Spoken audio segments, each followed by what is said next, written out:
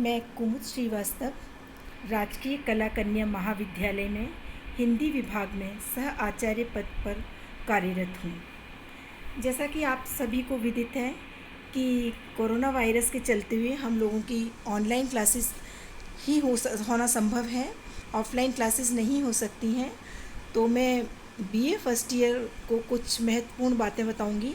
सबसे पहले मैं उनको बीए प्रथम वर्ष को द्वितीय प्रश्न पत्र का अध्यापन कार्य कराऊंगी और सर्वप्रथम मैं आप लोगों को आपके पाठ्यक्रम से परिचित कराना चाहूँगी।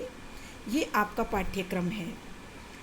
सबसे पहले आपको पता है कि छोटे 10 प्रश्न आते हैं जो 2-2 नंबर के होते हैं और जिसका उत्तर करीब 15 से 20 शब्दों में देना होता है।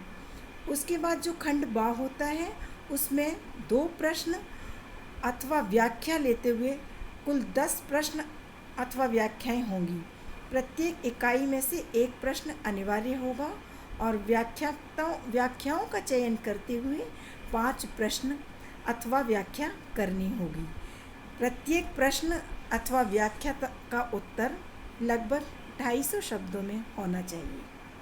और जो तीसरा खंड है उसमें आपके 4 प्रश्न आएंगे और हर इकाई में से एक प्रश्न आएगा और उनमें से आपको 2 के उत्तर देने हैं जो 20-20 अंकों के होंगे और उनका लगभग 500 शब्दों में उत्तर होना चाहिए। अब आपकी इकाई फर्स्ट में आपको जैसा कि सामने दिख रहा है 5 कहानियाँ हैं। धुलाई वाली शतरंज के खिलाड़ी, मधुआ खेल शरणदाता, ये तो हो गया आपका इकाई 1 में। और अब इकाई द्वितीय में है आपका 5 कहानियाँ इसमें भी हैं। पर्दा, वापसी, डिप्टी कलेक्टरी, मेहंदी के फूल और सरहद के इस पार। इकाई 3 में आपको दिख रहा है कि भगवती चरण वर्मा द्वारा रचित उपन्यास आपके पाठ्यक्रम में है, उसका नाम चित्रलेखा है। और इकाई 4 में है हिंदी कहानी एवं उपन्यास का इतिहास।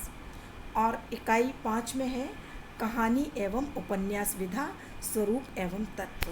तो जब हम आपको कहानी पढ़ाना प्रारंभ करेंगे तो सबसे पहले हमें आपको कहानी पढ़ाने से पूर्व हिंदी कहानी का परिचय और हिंदी उपन्यास का परिचय।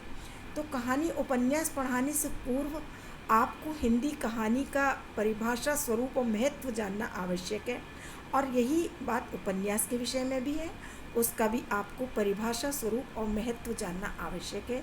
तो सर्वप्रथम मैं आपको हिंदी कहानी की परिभाषा एवं स्वरूप के विषय में बताऊंगी।